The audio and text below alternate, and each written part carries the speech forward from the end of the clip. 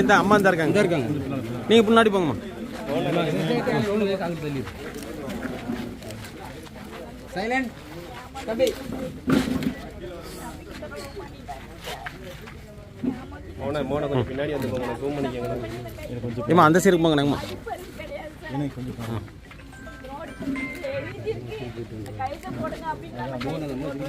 அதான் எனக்கு தெரியும் சார். என் குடும்பத்துல என் பையன் செத்த பையன் மட்டும்தான் ஐடி குடிச்சிருக்காங்க. அவன் தான் படிப்பான். இங்கிலீஷ் மட்டும் தான். அவன் தான் சயின்ஸ் போட்டு காலையில கூட்டு போயிட்டாங்க.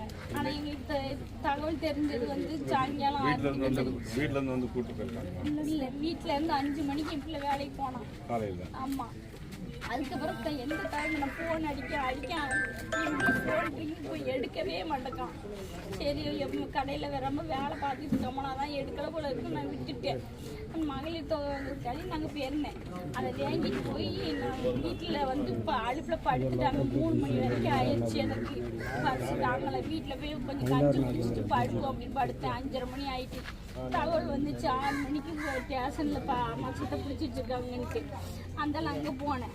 ஸ்டேஷனில் போய் உட்காந்துருந்தேன்.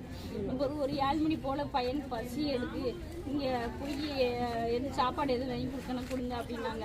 சாப்பாடு வாங்கி கொடுத்தேன். எனக்கு சாப்பிட முடியலம்மா. முதுகில் ரொம்ப பயங்கரமாக வலிக்குதுமா எனக்கு.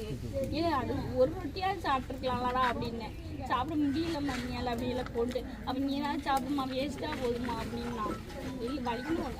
கையில் அந்த கையில் பாசம் வச்சுட்டு தடவிக்கிட்டே தான் போனான். இல்லை உள்ளே போகும்போது அப்புறம் கொஞ்ச நேரம் கழிச்சு சரி பிள்ளை உள்ளே போயிருக்கான்ல சரி போட்டு உட்காந்துருப்போம் அப்படின்னு ஒன்றுக்கு இருந்துட்டு வர்றதுக்குள்ளேயும் பார்க்க உட்காந்துட்டு சரி வருவான் பிள்ளை அப்படின்னு சொல்லி உட்காந்துக்கிட்டு இருக்கேன். அந்த ஜிஹெச்சுக்கு இந்த இது வந்து டெஸ்ட் பண்ணுறதுக்கு கூப்பிட்டு போவாங்க அப்படின்னாங்க. சரி அப்போ நம்ம பிள்ளை கூட ஒன்றா போகல அப்படின்னு நான் உட்காந்துக்கிட்டு இருக்கேன். ஒன்றுக்கு இருந்துட்டு வர்றதுக்குள்ளேயும் அவங்க நான் தெரியாமல் அதுக்கும் ஜிஹெச்சு கூட்டி போயிட்டாங்க. ஒரு பொம்பளையாள்கிட்ட கேட்க இம்மா நேரமும் ஆயிட்டம்மா நான் 7 மணிக்கே ஒன்றுக்கு இருந்துட்டு வந்துட்டேன் இன்னும் வரலையம்மா அப்படின்னேன். இவன் உங்க பையனை போலீஸ்காரங்க கூட்டு போயிட்டாங்கம்மா. ஜிஹெச் கூட்டு போயிட்டாங்க. என்னமோ கீழே விழுந்தா என்னமோ பிச்சு வந்துட்டு என்னமோ சொல்லி சொன்னாங்க. ரத்தம்லாம் வந்துச்சு. கூட்டு போனாங்க. சீக்கிரமா போங்கம்மா உங்க பையனை போய் பாருங்க அப்படின்னாங்க. விழுந்தடிச்சு போகணும். ஒரு 9-10 இருக்கும் சார். அப்புறம் யூரின் மேலே யூரின் வாடையா அடிக்கி ட்ரெஸ் மாற்றுங்க அப்படின்னாங்க. ட்ரெஸ்ஸை கலத்துல பின்னால் கூட ஒரே அடி காயம். ஹாஸ்பிட்டல் 6 நாள். ஆமா 2 காலுக்கு இறந்துச்சு. கூட்டு போன இன்னைக்கு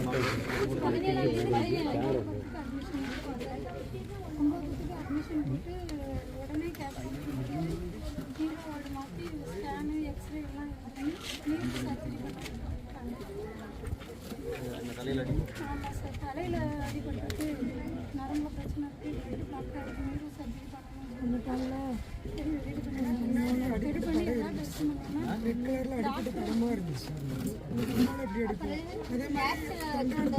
டெஸ்ட்டில் வச்சுருந்த பாடியை வந்து நாங்கள் முன்னால் வந்து போராட்டம் பண்ணிக்கிட்டு இருக்கோம்.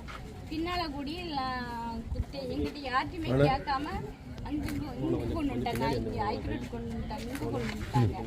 போஸ்ட்மார்ட்டம் பண்ணுறதுக்கு அவங்களே எங்கிட்ட யார்ட்டையுமே எங்கேயுமே கேட்க சொந்தக்காரங்கள்ட்ட தாய்கிட்ட காப்பிட்ட நம்பிக்கை யார்ட்டுமே கேட்காம அவங்களே கொண்டுட்டு போயிட்டாங்க. எதுவுமே அங்கே நாங்கள் போராட்டம் பண்ணிட்டு இருக்கோம். ரோட்ல இருந்து மறியல் பண்ணி போராட்டம் பண்ணி கேட்டுட்டு இருக்கோம். அதுக்குள்ள அங்கே நான் என்ன போலீஸ்காரங்க எல்லா எங்கேயுமே காணும். யாருமே காணும். அங்க பிரஸ்காரங்கள்ட்ட நாங்க பேட்டி கொடுத்துட்டு இருக்கும் போது அவங்கள நாங்க கைய விட்டுக்கணும். அவங்களுக்கு இல்லை காங்கவே இல்லை. ஏமா தம்பி அண்ணனுக்கு அண்ணன் இல்லையாமா மறைச்சதுல அண்ணன் இல்லையாமா கொண்டு போயிட்டாங்களாமா நம்மகிட்ட யார்ட்டுமே கேட்காம கொண்டு போயிட்டாங்கம்மா அப்படின்னா அப்படி பார்க்க இல்லை. அதில் டாக்டர் சீட் சயின்ஸ் டாக்டர் இருக்காங்களா அவங்கள்ட்ட போய் சார் எங்கள் பிள்ளையோட பாடி இங்கே வந்து ஆகணும் உடனே வரணும் எங்களுக்கு ஆனால் வருமா வந்து ஐஸ் இதில் ஃப்ரீசரில் வச்சுருப்போம் நாங்கள் வந்து அதுக்கப்புறம் பார்த்துக்கலாம் அது கொண்டு போ, அதான் நான் அந்த உதவி தான் நான் பண்ண முடியுமா அப்படின்னு சொல்லி அந்த டாக்டர் சார் சொன்னாங்க. அப்புறம் கொண்டு வரதுக்கு இதுல இருந்து ஜிஹெச் கொண்டு வரதுக்கு எவ்வளோ நேரம் சார், எவ்வளோ நேரம் ஆகும் சார் சொல்லுங்க? 1 மணி நேரமா, அரை மணி நேரமா சொல்லுங்க சார்? எவ்வளோ நேரம் ஆகும்? 1/4 மணி நேரம் ஆகுமா இல்லை அரை மணி நேரம் ஆகுமா? ஏன்னா படிப்பறி இல்லாதானே சொல்லுங்க சார். 2.5 மணி நேரம் ஆயிடுச்சு சார். அங்கேருந்து கொண்டு வரதுக்கு 2.5 மணி நேரம் ஆயிடுச்சு. என் பிள்ளை 2.5 மணி நேரத்தில் நாறிட்டான். பெத்த தாய் நானே என் பிள்ளை கிட்ட நிக்கல, அப்படி வாட பிள்ளை அந்த அளவுக்கு ஆக்கிட்டாங்க. என் பிள்ளை அந்த அளவுக்கு என்ன தப்பு பண்ணா? இப்படி படிப்பறியல அதை குடும்பம் இப்படி ஏமாத்தி கொடுமை பண்ணிடல. நாங்க என்ன கேட்டோம்? என் பிள்ளைக்கு நாங்க நீதிதானே கேட்டோம். நாங்க பணத்தையா கேட்டோம், சொத்தையா கேட்டோம், தங்கத்தை தாங்க கேட்டோமா? தங்கத்தை கடத்திட்டு போன பாரு, பின்வாசல் குடி கடத்திட்டு கொண்டு போயிட்டாங்க. அந்த பைய உழைச்சு வீட்டுல சாப்பாடு அவரும் படிப்புக்கு அவரும் ஒரு அவனுக்கு டின்ஷன் கொடுத்து அவனை வேற கையெழுத்து போட வச்சிருக்காங்க. அவன் என்னத்தை போட்டு போட்டானா அதுவும் தெரியல. இப்போ வந்து எங்க 3 வரைக்குமே ஏமாத்தி எங்களை கையெழுத்து வாங்கிட்டாங்க. நான் சம்மதிக்கவே இல்லை. என் பிள்ளைய வாங்குறதுக்கு நான் சம்மதிக்க இல்லை.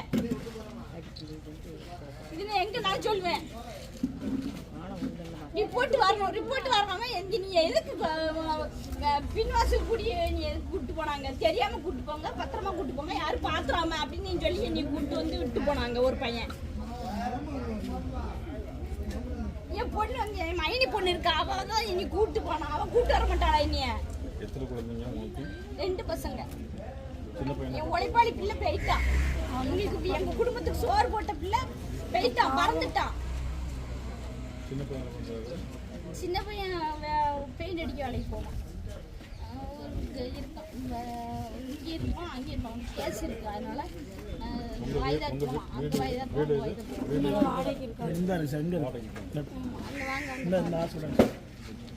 வாங்க சார். ஒரு அம்மா ஒரு ஆள் கிடையாது, ஒரு தம்பி ஒரு பைக்கிற போயிருக்காங்க. மூளைக்கு செய்வாங்களா, அடிச்சு இப்படி கொள்வாங்களா? இவங்களும் உத்தியத்தில் இருக்கிறவங்க சார். ஒரு குடும்பத்தில் சாப்பாடு உழைச்சி போயிட பிடிச்சிருந்தாங்க. ஐயா நம்ம கைத்து போடுவோம், நம்ம தம்பியை ஏமாத்த போறோம் நம்மள அப்படின்னு கையெழுத்து போட்டேன் நான். அது நல்லா சவுண்டா படிச்சா எனக்கு புரியும். கரெக்டா இருக்கு போடு அப்படின்னு சொன்னா போட்டேன். நீ ஊமையா பேசின வாய்க்குள்ள படிச்சாக்கி எப்படி சார் எனக்கு புரியும்? சவுண்டா படிச்சா எனக்கு புரியும். அதை பார்த்துட்டு என்ன நீ வேங்கிறது மாதிரி எல்லாம் படிச்சுட்டு இருக்க அப்படின்னு சொல்லி நான் கேட்பேன். நான் கேட்கறது நான் தானே சார்? கரெக்டா பேசுறேன்னா இல்லை எனக்கும் மெண்டல்னு சொல்ல போறாங்களா?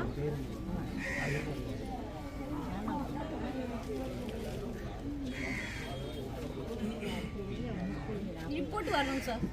ரிப்போர்ட் கொண்டு வர சொல்லுங்க சார். ரிப்போர்ட் தராமலே நீ எப்படி சார் அனுப்பலாம்? காட்டு பதுக்கூடி எதுக்கு சார் அனுப்புறோம்? 3 மாசம் கூட அனுப்புறது உங்களை. என்னையும் என் பிள்ளைய கடத்தி கொண்டு கொண்ட மாதிரி என்னையும் கொல்ல பார்த்தாங்களா? அப்போ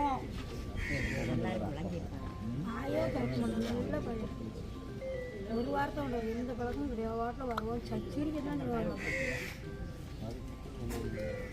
முன்னைக்கு தான் கொடுத்தாங்க பாடி. அதுக்குள்ளயும் பேட்டி கொடுக்காங்க அப்படின்னு சொல்ல வச்சிருக்காங்க. அதுக்குள்ளயும் கையெழுத்து போட்டிருக்கான். அவன் என்ன கையெழுத்து போட்டிருக்கான்னு தெரியல. கொடுத்து குடிச்சுக்கிட்டே தான் இருப்பான் எப்பவும். ட்ரிங்க்ஸ் வாங்கி கொடுத்து ஏமாத்திட்டாங்க. அவனை தனியாவும் கூட்டு போய் பேசினாங்க. அவனுக்கு என்னென்ன கொடுத்தாங்களோ ட்ரிங்க்ஸ் கொடுத்தாங்களா, பணம் கொடுத்தாங்களா? தம்பி தான் பையனை கூட்டு போனா யாருமா? தம்பி தான். நம்ம தம்பியா? ஆமா. கையெழுத்துலாம் வாங்கலாமா? கையெழுத்து யாரு போடுறாங்க? கையெழுத்து கைது வாங்கினது நான் தான் கைது போட்டேன். இல்லம்மா, உங்க தம்பி கிட்ட பேசிருப்பாங்கல்ல, இதுல கையெழுத்து வாங்கி குடும்பத்துக்கு பேசிருப்பாங்க. அவங்க யாரு? போலீஸ் பேசுறாங்களா, வெளியில இருந்து வேற யாரு பேசுறாங்க? ஜட்ஜி உங்க தம்பி கிட்ட டைரக்டா பேசுனாங்களா? ஆமா. நாங்கள் கைத்து அவங்கள ஃபார்ம் வந்து ஜட்ஜிட்டு கொடுக்கல.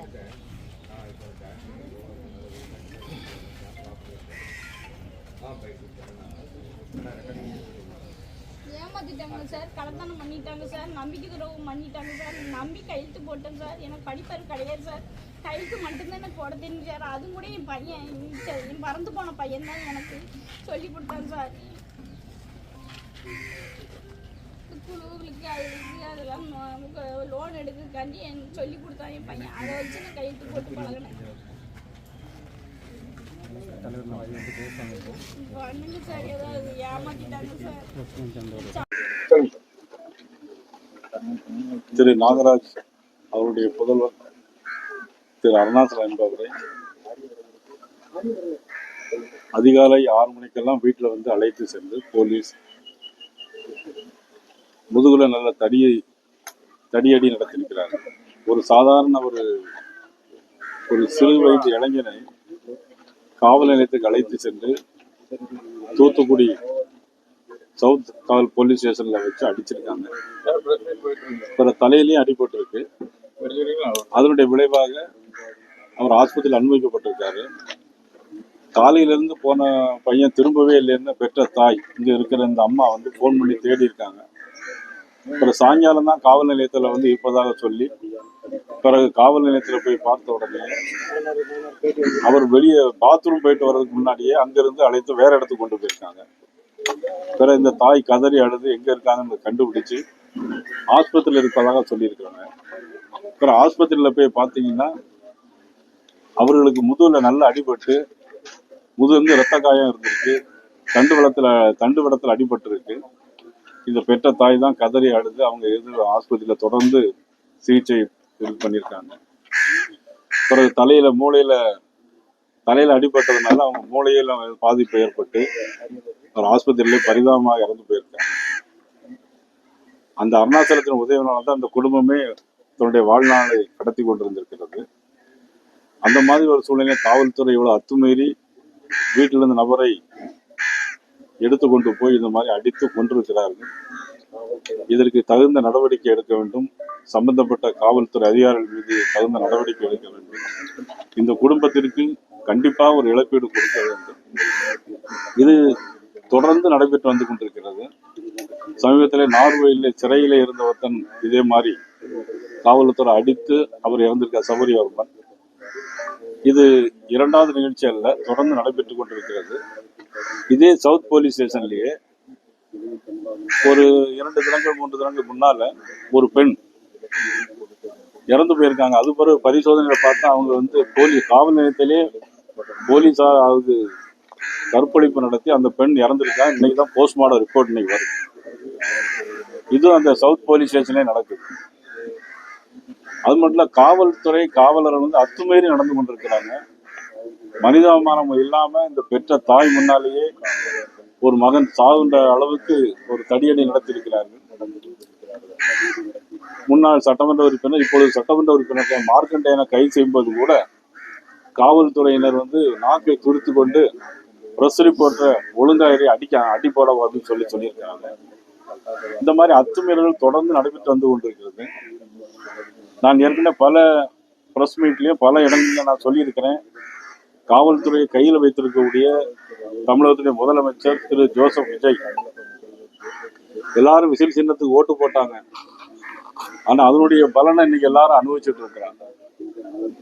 அமைச்சர்கள், சட்டமன்ற உறுப்பினர்கள் ஜனநாயகம் படம் பார்க்கறதெல்லாம் இருக்காங்க தவிர வாக்களித்த மக்களுக்கு தங்களுடைய உரிமைகளை பெற்றுத் தருவதில் அக்கறை செலுத்தவில்லை. இதை பொதுமக்கள் பார்த்து கொண்டிருக்கிறார்கள். பண்ணிட்டு ஜாலியா படம் பார்த்துக்கிட்டு இருக்காங்க தியேட்டர்ல உட்காந்து. அவங்களுக்கு மனசாட்சி இல்லையா? இவ்வளவு அழகா உட்காந்து கை தட்டி விசில் அடிச்சு அந்த விசில் சின்னத்துக்கு போட்ட விசில வச்சு அவங்க நல்ல அழகா படம் பார்த்துக்கிட்டு இருக்காங்க. விசில் அடிச்சு படம் பார்த்துக்கிட்டு இருக்காங்க. வீடியோல நான் பார்த்தேன். இந்த இப்படி பண்ணலாமா? இதே அவங்க பொண்டாட்டி பிள்ளை செத்துருந்தாக்கி இங்க இப்படி விசில் அடிச்சு தியேட்டருக்குள்ள உட்காந்து இந்த அமைச்சரு படம் மாத்திக்கிட்டு இருப்பாரா? துண்டா போட்டு உட்காந்து படம் மாத்திக்கிட்டு இருக்காரு. அவனுக்கு நல்ல புத்தி இல்லையா? கேக்க அவன் கோடியா கொண்டு வந்தாலும் என் கொட்டினாலும் எனக்கு தேவையில்லை.